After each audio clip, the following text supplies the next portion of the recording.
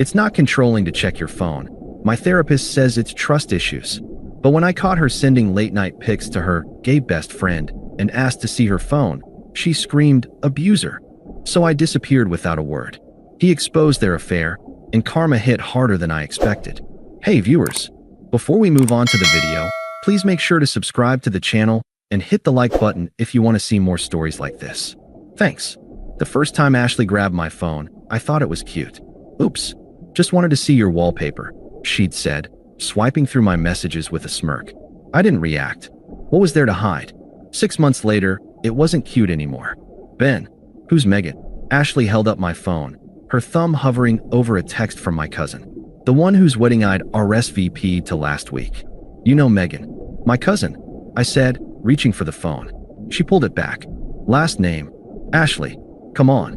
Trust issues, babe." She shrugged, scrolling. "My therapist says I need to feel secure in relationships." "You wouldn't deny me healing, right?" I exhaled. "No, of course not." That's how it started. By month 10, the rules were set in stone. Her phone was sacred. If I so much as glanced at it, she'd clutch it to her chest like I'd pulled a knife. Privacy is boundaries, Ben. Don't be toxic. Mine was an open book. She'd snatch it from my pocket while I showered, scrutinizing emails, Venmo transactions, even my Google Photos deleted folder.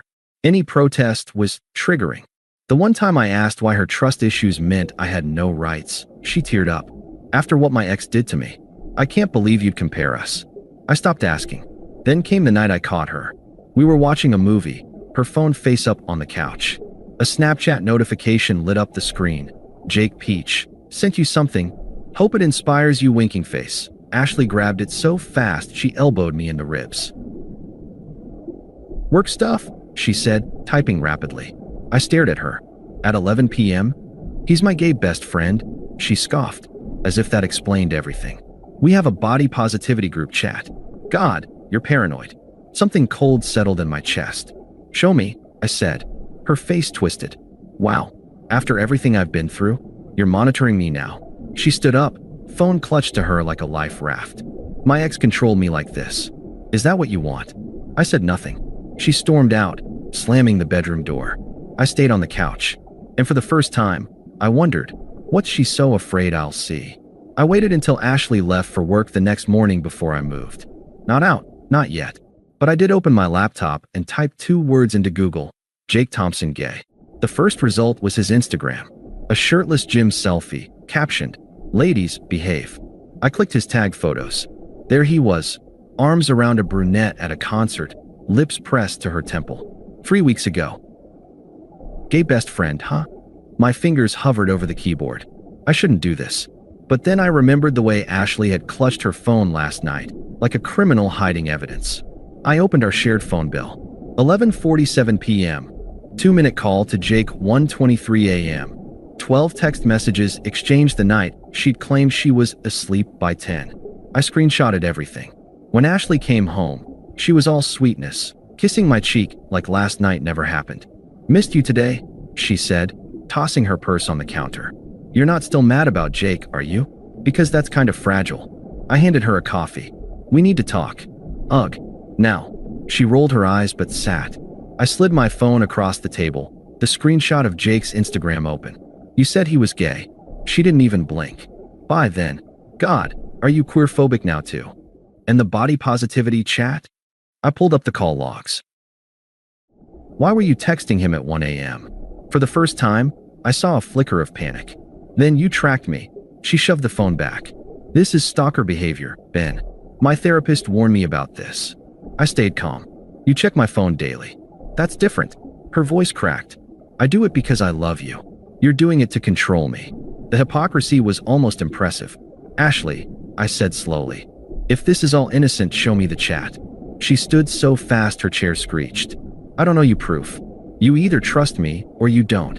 I nodded at her back as she stormed off. That's when I knew. I didn't argue when Ashley locked herself in the bedroom. I didn't bang on the door or demand answers. I just waited and listened. The muffled whispers through the door told me everything.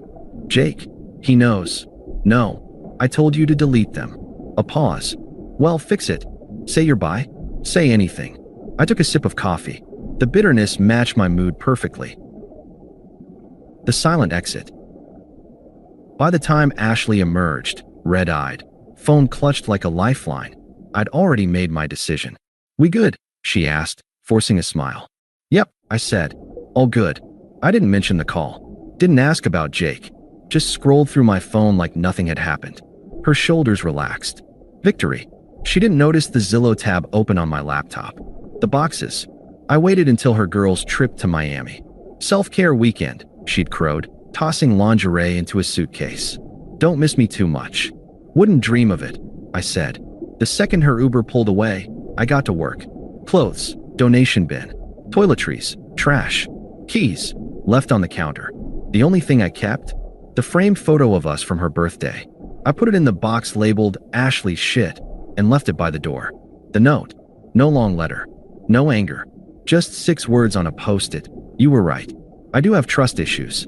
I stuck it to the box. Then I walked out, leaving the door unlocked behind me. The first missed call. It came at 2:17 a.m. I silenced my phone and went back to sleep. The unraveling begins. Ashley's first text arrived at 6:03 a.m., just as I was brewing coffee in my new apartment.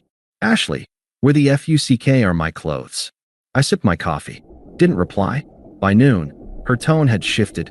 "Ashley, Ben, this isn't funny. I have a gala next week. Where's my black dress?" I muted the conversation. The social media meltdown. By day 3, she'd moved to Instagram. First DMs, then vague posts. When someone shows you who they are, believe them. Broken heart, her friends flooded the comments. "OMG, did Ben cheat? Men are trash." I screenshot it all. Sent it to our old group chat with one caption. "Ask Jake about the gala dress." Then I left the chat. The dominoes fall. Jake folds first. When Ashley's best friend Rachel DM'd him, "Ben said you hooked up?" He panicked. His reply to her. It was one time. She said they were open. Rachel posted the screenshots. The therapist's email. Ashley's counselor dropped her as a client after Rachel forwarded the drama. Misusing therapy to manipulate violates our ethics policy. The job blowback.